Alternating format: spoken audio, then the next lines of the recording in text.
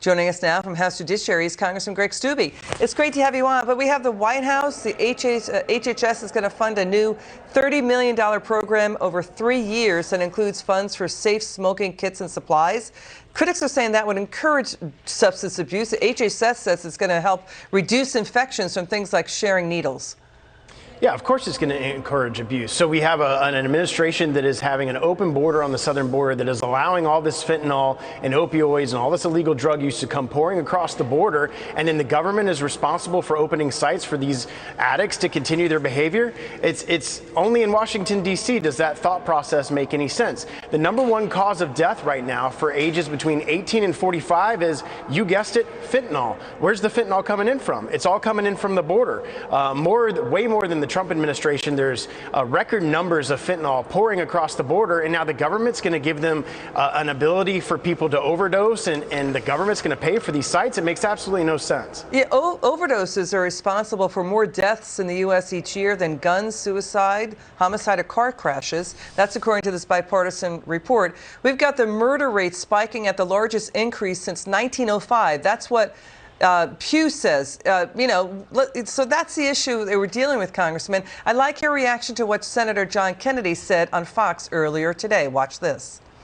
I don't think when moms and dads lie down at night in America and can't sleep, they're worried about clean injection sites and sterile crack pipes.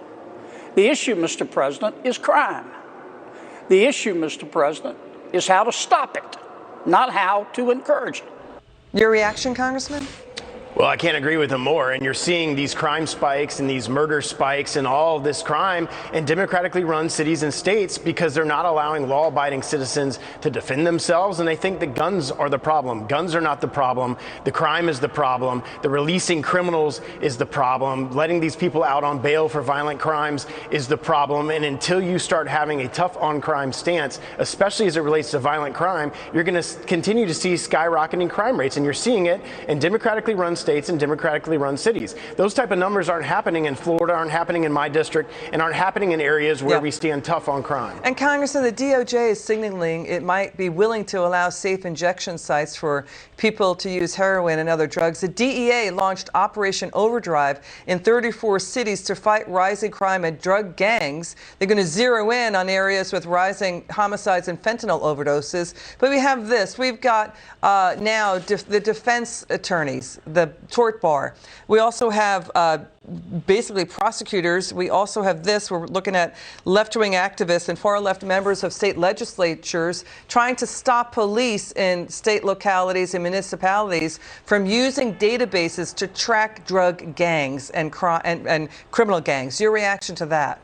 Well, they want to handcuff our law enforcement for being able to effectively do our job while putting gun owners and those that were here on January 6th in databases so that they can track their behavior and track what they're doing. It's completely upside down world that we're living in today, and those type of things, more and more governors in Republican states like Florida need to keep pushing back on these things because our local law enforcement are the ones that are on the street every day protecting us from this crime wave, and we need to support them, not handcuff them from being able to do their jobs. But when they're, Fox has obtained a letter sent by Senator Tom Cotton to U.S. Attorney General Merrick Garland saying, why did the U.S. Attorney's Office cut and reduce a sentence for a man in Minnesota who pled guilty to 1 count of arson? He burned down a pawn shop. A man may have been killed inside. It's because the crime was committed during BLM riots. This guy was a reported career criminal. Criminal record of domestic violence, burglary, theft. Another man convicted of attempting to burn down a Minnesota high school in St. Paul during the riots. He only got 5 years probation. So that's going on too, sir. And he also was ordered to pay tens of thousands in restitution. So you know what I mean? So in the front end, it's getting hit hard. And when you try to sentence them, it's pulled back. Your reaction, final word? Yeah, our DOJ is politicized, and they have two different standards of justice. One for liberals where they let you go, and one for conservatives where they're going to put you in solitary confinement. And it's not the way our justice system is supposed to work. I asked A.G. Garland when he was before the Judiciary Committee if he was going to treat those that insurrected the Interior Department the same as January 6th, and he refused to answer my question. Got it. Congressman Steube, it's good to see you. Thanks for joining us. Good Come to see back you. soon. Thanks for having me. To this story, anti-mandate truck